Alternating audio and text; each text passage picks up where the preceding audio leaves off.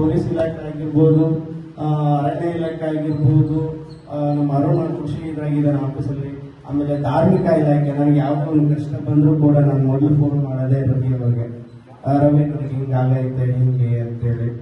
ಆಮೇಲೆ ನನಗೆ ಇನ್ನೊಂದು ಕಷ್ಟದಲ್ಲಿ ಜೊತೆಯಾಗಿರ್ತಕ್ಕಂಥ ನನ್ನ ಎಲ್ಲ ಸ್ನೇಹಿತರು ಜಗದೀಶ್, ದೇವರಾಜ್, ಮಾಂತೇಶ್.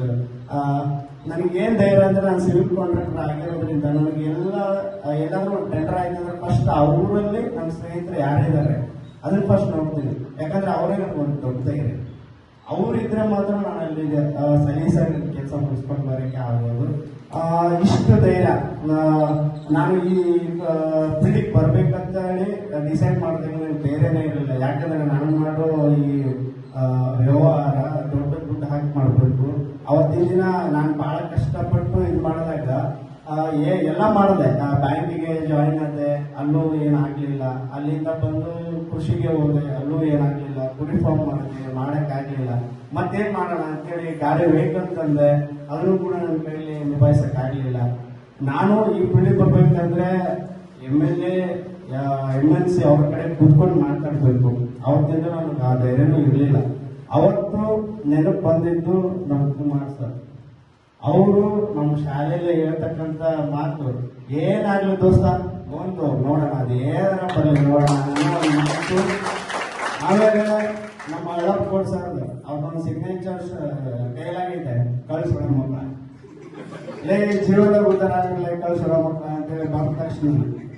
ಆಮೇಲೆ ನಮ್ಮ ಇಂಗ್ಲೀಷ್ ಮೇಡಮ್ ಅವ್ರದ್ದೊಂದು ಸಿಗ್ನೇಚರ್ ಕೈಲಾಗೈತೆ, ಚೇನೆ ಹೊಡ್ಲಿಕ್ಕೆಲ್ಲ ಕಾಲೇಜಿಗೆ ಬರ್ಬಾರ್ದಮ್ಮ, ಓದ್ಬೇಕು ಇಲ್ಲಿ ಕುತ್ಕೊಂಡು ಅಂತೇಳಿ. ಆಮೇಲೆ ನಮ್ಮ ಹಿಸ್ಟ್ರಿ ಮೇಡಮ್ ಅವರು ಅರ್ಥ ಆಯ್ತು ಬರ್ಕೊಂಡ್ರ ಅವ್ರದೊಂದು ಡೈಲಾಗು. ಅದು ಅವ್ರ ಪೀರಿಯಡ್ ಮುಗಿಯೋದ್ರೊಳಗೆ ಒಂದು 100-120 ಸರಿಗಳು. ಆಮೇಲೆ ಕಂಪ್ಯೂಟರ್ ಮೇಡಮ್ ಅವರು ನಾವು ಕ್ಲಾಸಲ್ಲಿ ಏನಾದರೂ ಇದು ಮಾಡಿದ್ವಿ ಅಂದ್ರೆ ಗೆಟ್ ಔಟ್ ಅಂತ ಹೇಳಿರ್ಬೋದು. ಗೆಟ್ ಔಟ್ ಅವ್ರು ಹೇಳೋದೇ ನಮಗೆ ಬೇಕಾಗಿತ್ತು. ನಾವು ಹಿಂಗೆ ಸೈಡಾಗಿ ಪಿಕ್ಚರ್ ಹೋಗ್ಬಿಡ್ತಿದ್ವಿ. ಅವ್ರು ಹೇಳಿ ಅಂತಾನೆ ನಾವು ಸುಮ್ಮನೆ ಇದು ಮಾಡ್ತಿದ್ವಿ. ಆಮೇಲೆ ನಮ್ಮ ಪೊಲಿಟಿಕಲ್ ಸರ್ ಒನ್ನಮ್ಮನವ್ರು ಸರ್, ಅವರು ನನ್ನ SRE ಡೆಸ್ಕ್ ಮೇಲೆ ನಿಲ್ಲಿಸಿದವ್ರು ನಮಗೂ ಗೊತ್ತಿಲ್ಲ.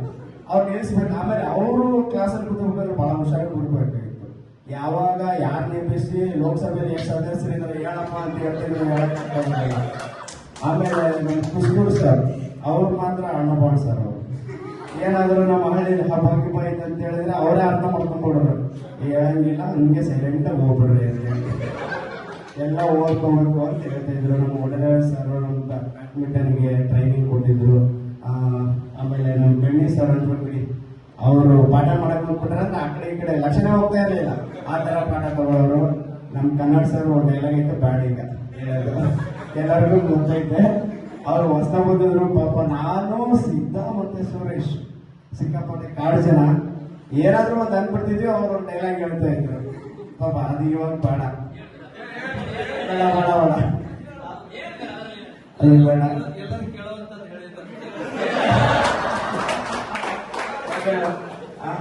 ಇಷ್ಟೆಲ್ಲ ಇವತ್ತು ನಾವು ಎಲ್ಲರೂ ಒಂದು ಇನ್ನೊಂದು ಹೇಳ್ಬೇಕಾದ್ರೆ ನಾವು ದೊಡ್ಡ ಶ್ರೀಮಂತ, ಸಿಕ್ಕಾಪಟ್ಟೆ ಶ್ರೀಮಂತ. ಯಾಕಂದ್ರೆ ನನ್ನ ಫ್ರೆಂಡ್ಸ್ ಎಲ್ಲ ಇಲಾಖೆಯಲ್ಲಿ ಇದ್ದಾರೆ. ಎಲ್ಲ ಇಲಾಖೆಗೂ ಹೋದ್ರು ಒಬ್ಬೊಬ್ರು ಸಿಗ್ತಾರೆ. ಯಾವ ಕರ್ನಾಟಕದಲ್ಲಿ ಎಲ್ಲಿ ಹೋದ್ರು ಒಬ್ಬೊಬ್ರು ಸಿಗ್ತಾರೆ. ಇವತ್ತಿನ ದಿನ ಯಾವ ಡಿಪಾರ್ಟ್ಮೆಂಟ್ಗಳು ನನ್ನ ಮಕ್ಕಳಾದ್ರೆ ಇನ್ನೂ ಈಸಿ ಲೆಕ್ಚರ್ ಇದ್ದಾರೆ. ಆಮೇಲೆ ನಂದೇನಾದ್ರು ಆಯ್ತಂದ್ರೆ ನನಗೇನಾದ್ರೂ ಟ್ರೈನ್ ಬೇಕಾದ್ರೆ ನಮ್ಮ ಲೋಕೋ ಪೈಲಟ್ ಇದೆ. ಹೀಗೆ ಎಲ್ಲರೂ ಈ ಕಾರ್ಯಕ್ರಮ ನಡೆಯೋದಕ್ಕೆ ಇನ್ನೊಂದ್ಸರಿ ಹೇಳ್ತೀನಿ, ಮಮತಕ್ಕ ಬಹಳ ಕಾರಣ. ಪಾಪ ತನ್ನ ಮಕ್ಕಳು ನಿಲ್ಕೊಂಡು ಗೀತಕ್ಕ, ಆಮೇಲೆ ಇನ್ನೊಂದು ಹೇಳ್ಬೇಕು ಮತ್ತು ಸಿಬ್ಬಂದಿ ಅವರು ಪಾಪ ಬಹಳ ಹೆಲ್ಪ್ ಮಾಡಿದಾರೆ. ನಿನ್ನೆ ರಾತ್ರಿ 9:30-10 ಗಂಟೆವರೆಗೂ ನನ್ನ ಜೊತೆಗಿದ್ದಾರೆ. ಪಾಪ ಮಮತಕ್ಕ ಸಣ್ಣ ಮಕ್ಕಳು ಹಿಡ್ಕೊಂಡು ರೇಖಕ್ಕ ಬಿಸಿಲಲ್ಲೆಲ್ಲ ಅಡ್ಡಾಡಿ ಆಕಾಶು ಸಿದ್ದು ಕರಿಯ. ಇವತ್ತು ಇದೇನು ನಮ್ಮಿಬ್ಬರಿಂದ ಆಗಿರೋ ಕಾರ್ಯಕ್ರಮ ಅಲ್ಲ. ಇವರೆಲ್ಲ ಕಷ್ಟಪಟ್ಟು ಓಡಾಡಿ ಮಾತಾಡಿ ಸ್ವಂತ ಪಾಪ ಡ್ಯೂಟಿಲಿದ್ರು ಬಂದು ಮಾಡಿದಾನ. ಅವನ್ನೆಲ್ಲ ನೆನೆಸ್ಕೋಬೇಕಾಗ್ತದೆ. ಇವತ್ತು ನಮ್ಮ ಹೆಸರು ಮಾತ್ರ ಅಲ್ಲ, ಮೇಘರಾಜ್ ಪಾಪ ಬೆಳಿಗ್ಗೆ ಅವನು ಕೆಲಸ ಮುಗಿಸ್ಕೊಂಡು ಮತ್ತೆ 11 ಗಂಟೆನವರೆಗೆ ನಮ್ಮ ಹತ್ರ ಬರ್ತಾ ಇದ್ದ. ಕರಿಯಪ್ಪ ಆ ನಗರಸಭೆ ಕೆಲಸ ಮುಗಿಸ್ಕೊಂಡು ಪಾಪ ಭಾಳ ಹೆಲ್ಪ್ ಮಾಡಿದ್ದಾನೆ. ಕೆಲವೊಂದು ಸಾರಿ ಸಾಯಿ ಕುಮಾರ್ ಸಿಟ್ಟಾಗಿ ಮಾತಾಡಿದ್ದು ಒಂದು ಗ್ರೂಪಲ್ಲಿ. ಎಲ್ಲರೂ ಕೂಡ ಏನಕ್ಕೆ ಬೇಜಾರಾಗಿದ್ರು ಅಂದ್ರೆ ಎಲ್ಲರೂ ಸೇರ್ಲಿ, ಇವತ್ತಿಂದನೇ ಎಲ್ಲ ಸೇರಿ ನಾವು ಇವತ್ತು ಯಾವುದೇ ಹುದ್ದೆ ಅಲಂಕರಿಸಿರ್ಬೋದು ಅದೆಲ್ಲ ನಮ್ಮ ಗುರುಗಳ ಪಾದಕ್ಕೆ ಅರ್ಪಣೆ ಮಾಡ್ತಾ ನಾವು ಇವತ್ತು ಯಾವುದೇ ಕೀರ್ತಿ ತಗೊಳ್ಬೋದು, ಅದೆಲ್ಲ ಇವ್ರು ಹಾಕಿದ ಭಿಕ್ಷೆ. ನಾವು ಇವತ್ತು ಸಮಾಜದಲ್ಲಿ ಎಂತ ಒಳ್ಳೆ ಕೆಲಸ ಮಾಡಲಿ, ಎಂಥದೇ ಮಾಡಲಿ, ನಮ್ಮ ಕುಟುಂಬನ ಚೆನ್ನಾಗಿ ನೋಡ್ಕೊಳ್ತಾ ಇದೀವಿ, ಇವತ್ತು ನಮ್ಮ ಮಗುಗೆ ಕೈ ಬಳೆ ಮಾಡ್ಸಾಕ್ತಾ ಇದೀವಿ ಅಂತ ಹೇಳಿದ್ರೆ ಇವ್ರು ಕೊಟ್ಟ ವಿದ್ಯೆಯಿಂದ ನಾವು ಅದನ್ನ 4 ರೂಪಾಯಿ ದುಡಿತಾ ಇದ್ದೀವಿ. ಆಮೇಲೆ ಸ್ನೇಹ ಸಂಬಂಧ ಅನ್ನೋದು ಇವತ್ತಿದ್ದಲ್ಲ, ನಾವು ಸಾಯೋವರೆಗೂ ನಮ್ಗೆ ಎಂತ ಕಷ್ಟ ಬಂದ್ರು ಕೂಡ ನಾವು ಫಸ್ಟ್ ನಮ್ಮ ತಂದೆ ತಾಯಿಗೆ ಏನು ಹೇಳಲ್ಲ. ಫಸ್ಟ್ ಫೋನ್ ಮಾಡೋದೆ, ಲೇ ಜಗ ಹಿಂಗಾಗೈತೆ ಹಿಂಗ್ ಮಾಡೋಣ, ಲೇ ಹಿಂಗಾಗೈತೆ ಹಿಂಗ್ ಮಾಡೋಣ ಅಂತೇಳಿ.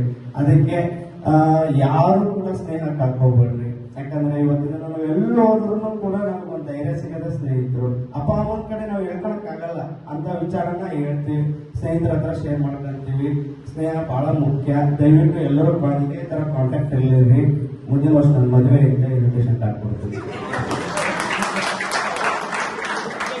ಅದಕ್ಕೋಸ್ಕರ ಇದೇನಂದ್ರೆ ನನಗೆ ಮಾತೆ ಬರ್ತಾ ಇಲ್ಲ, ಏನೇನೋ ಹೇಳ್ಬೇಕಂತ ಕಲ್ಪನೆ ಮಾಡ್ಕೊಂಡೆ, ಅದು ಯಾವುದು ಬರ್ತಾ ಇಲ್ಲ. ಇನ್ನೊಂದು ಹೇಳ್ಬೇಕು, ನಮ್ಮ ಬಸವರಾಜ್ ಯುವಕರಿಗೆ ನಾವೇ ಫಸ್ಟ್ ಎಂಟ್ರಿ ಆಗಿದ್ದಲ್ಲ SFIಗೆ.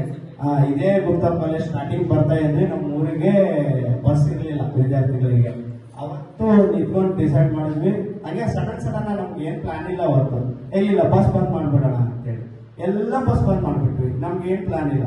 ಮತ್ತೆ ಅಲ್ಲಿಂದ ಅವನು ಹೋರಾಟಕ್ಕೆ ತಿಳ್ಕೊಂಡ. ನಾವು 2 ವರ್ಷ SFI ಇದ್ದು ಆಮೇಲೆ ನಮ್ಮ ಕುಟುಂಬದ ಇದಕ್ಕೆಲ್ಲ ಹೋದ್ವಿ. ಪಾಪ ಕಾರ್ತಿಕ್ ಕೂಡ ಬಂದಿದ್ದ, ಅವನು ಬಿಟ್ಟಿದ್ದೆ ನಾನು.